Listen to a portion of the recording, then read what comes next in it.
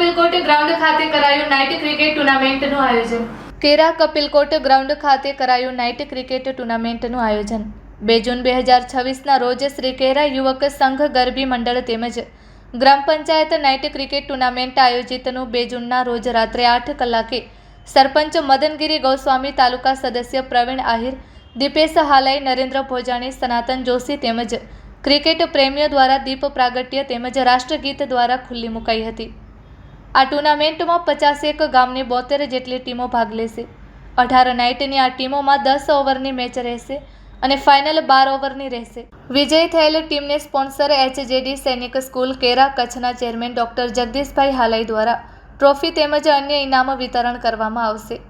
તો ટુર્નામેન્ટને સફળ બનાવવા વિક્રમસિંહ જાડેજા, ભરત દેવરિયા, પ્રદીપસિંહ વધેલા, હર્ષદગીરી ગોસ્વામી તેમજ હરવિજયસિંહ જાડેજા, શૈલેન્દ્રસિંહ જાડેજા તેમજ મિતરાજસિંહ જાડેજા સહિતનાઓએ જહેમત उठावी आयोजन कराયું છે।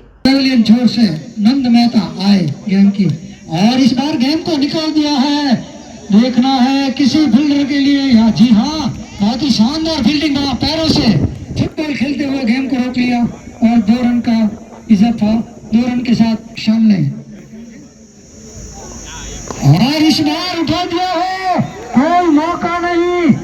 6 रन के साथ स्कोर आगे बढ़ता हुआ पहुंच चुका है। 8 हेलो हेलो नंद मेहता